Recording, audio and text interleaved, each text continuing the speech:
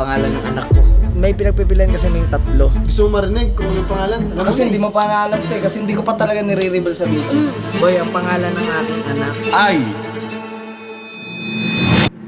At dahil madaming nagtatanong sa inyo kung ano ba talaga ang pangalan ni Baby Argonia ba? Kita niyo yan? Kita niyo yung book niya, guys?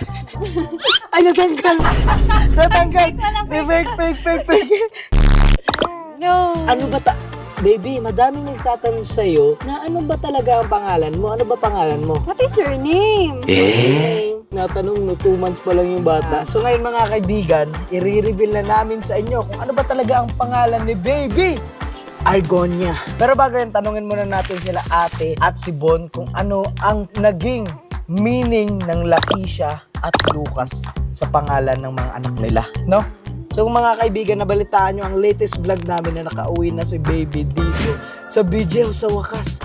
At napakaganda na namang paligiran ni Baby, no? So mabilis na siya mapaarawan, ma-fresh yung air. Kamusta naman ang iyong pagstay sa BG House? 1 week. Tingnan mo yung buhok niya sa likod. Tingnan. Hindi. Ay, bago pala natin ikwento sa kanila kung ano ba talaga ang meaning at pangalan ni Baby. Puntahan muna natin si Lamin kasi hindi niya pa na-meet to eh. Yung si Bostoni, si Erwin. Pupuntahan natin yung buong BJ. Ninong niya. Mga ninong niya kasi hindi pa nila nakita si Baby. Ay, si Baby. Di ba nakita si baby? Hindi pa nakita nila si Baby, si Bostoni, si Erwin, tapos si Lamin. Tara, punta natin si Lamin. Alright, punta muna tayo kay Ninong Lamin niya. Let's go! Boy! May papakita ako sa'yo at meron akong papakilala sa'yo. Uy, may stop toy! Stop toy! Dapat turuan nyo na sa December mag-ganyan yan. Maganda. Oh, lapit na. Bye! Hello! Boy, kayo Parang pumunta. dati lang, boy. Oo nga, ano tayo, susuntukan tayo. Oh boy, ngayon kasi dahil pumunta kami sa'yo kasi pinamit na namin si Baby. At hindi mo pa alam anong pangalan niya, di ba? Alam mo, Oo. anong pangalan niya? Prince ka. Prince. Ang first name niya, Princess. Pangit naman ng prince ako, tapos princess anak ko, balik! Queen. Yes!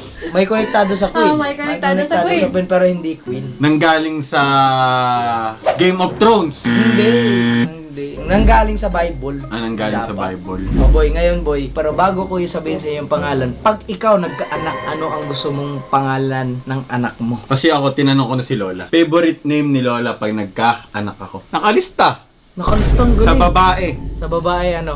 Lorelei.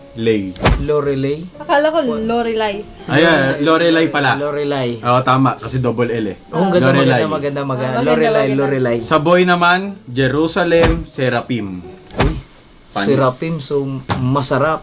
Sarap. Hindi, Seraphim. Ayun kasi yung pinaka ni God na angel. Ah, Yes, so ma. parang siya yung pinaka-greatest angel. Oo, ayun. So boss, bago ko kasi i-reveal ang pangalan, di ba meron kang dalawang anak? Gusto ko kasi tanungin, ano ang naging meaning ng pangalan ng mga dalawa mong anak? Nauna kasi si Nicole. Si Nicole tsaka si Colleen. Oo, si Nicole. Ah. So, plano ko talaga magkaroon ng dalawang baby nung last si Colleen. So, nung unang pinangalan doon is Nicole.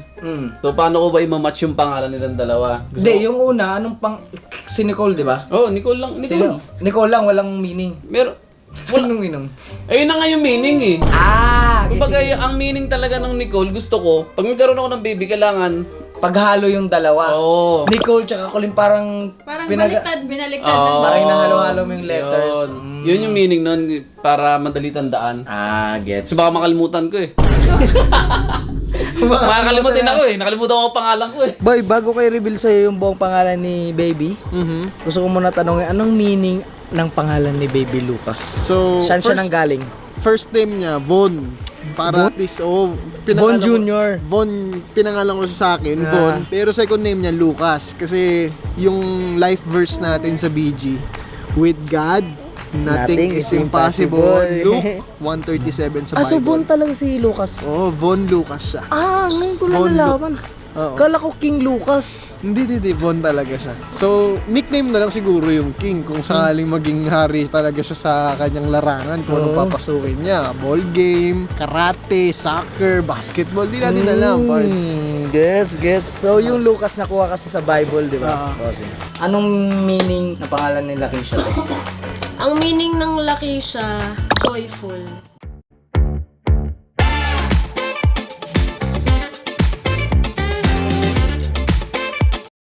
Siya, joyful. The one who brings Joy to the the family. Kasi siya yung unang apo, unang anak. So, siya talaga yung source ng joy namin, happiness namin. Tapos galing din sa Bible yun, te. Mm. Ang tatanong ko sa'yo, pag nagkaanak ka, babae or lalaki, ano yung pangalan? Pag sa pangalan kasi, ako pinangalanan ako na walang kapangalan. Walang kapangalan, Irwin. Oo. So, wala ka palang kapangalan? Kasi yung Irwin ko, spelling nun, letter I. dapat E. Oo, walang kapangalan yon. So, dapat pagpapangalanan mo yung anak mo, walang kapangalan. So, wrong spelling dapat. Kumbaga, silog. Oh, silog. Pero letter J. Silog. Hindi, pero pag anak mo. Anak ko, Anak mo. Lalaki muna tayo. Charles. Charles. Anong Pero spelling ng Charles? Yung spelling yung TSH. DSH. Charles. Oh.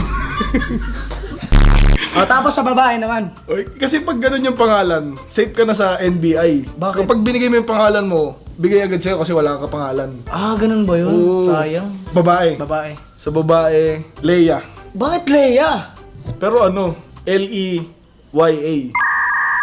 L-E-Y-A. Oh, Leia. Leia. Ang Bisaya. Leia. Boy, ang pangalan ng aking anak, Ay! Acosta. Parang explain mo, ano? Lablab, kung anong Ganon. Oh, parang Kaya, gano'n. pero- I-reveal ko na sa'yo yung pangalan, kung anong pangalan ng anak ko. Acosta. Parang ang hirap banggitin ah. Ang hirap Tapaching-ching nga na lang. Sanay na ako doon. Na lang.